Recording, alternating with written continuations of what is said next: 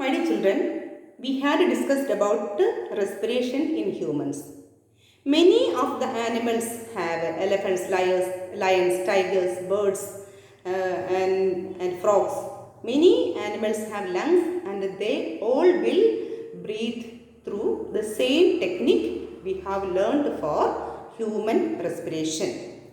Now let's study about how can other animals breathe, or how does the process of respiration take place in other animals, especially such as insects. Insects, very good example is cockroaches. In cockroaches, these organisms respire through another organs which are known as trachea. Trachea are air tubes present throughout the body which are known as trachea.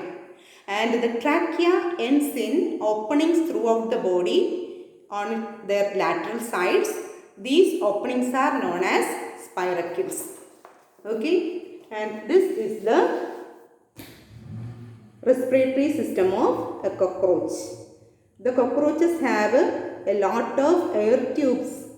These air tubes are known as tracheae, and it's both sides of the body they have a lot of small openings.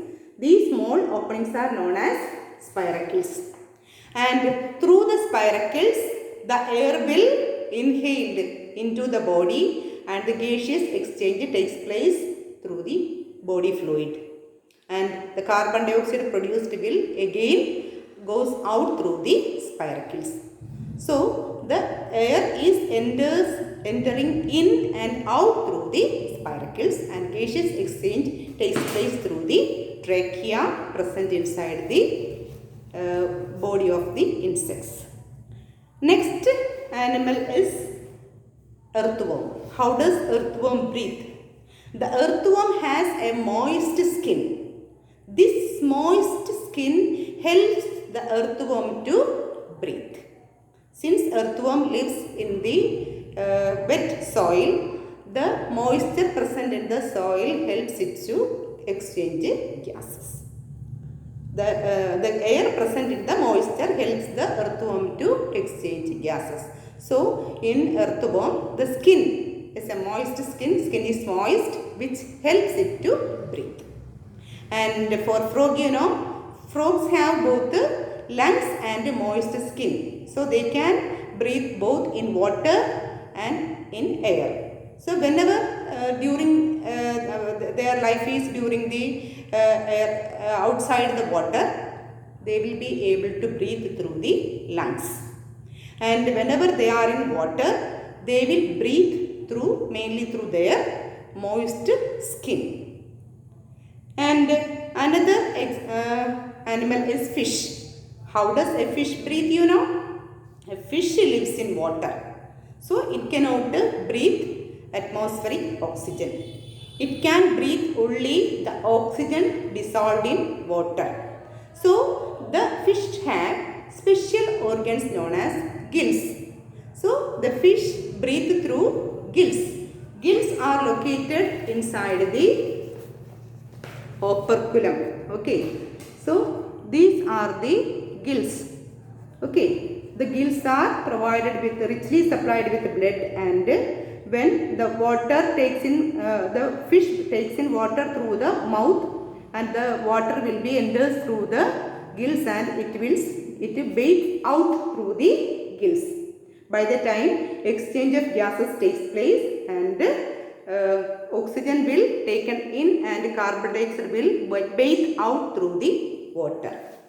Okay, so the fish breathes faster than the other terrestrial organisms because the oxygen dissolved in water is less. The amount of oxygen present in water is less than that of the amount of oxygen present in atmosphere. So that the fish breathe faster than other animals, other terrestrial animals who are breathing atmospheric oxygen.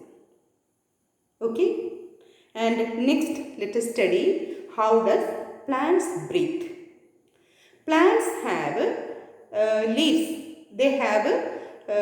Leaves have a special organs or special tiny pores present in them which are known as stomata. So through the stomata oxygen will enter in and carbon dioxide will go out. But in the case of roots,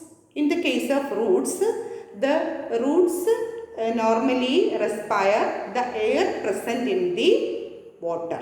Air present in the soil. Among the soil particles, the air can be present. So, the root hairs, plants have normally large roots, small roots, and all the roots have root hairs. Root hairs are just like our hairs, very tiny, very narrow. These hairs will pick up the oxygen present in the soil and they will absorb this oxygen. Thus, plants also live by using oxygen, and respiration takes place inside the cell just like all other animals. Cellular respiration takes place. I hope you understood about the lesson respiration. Thank you.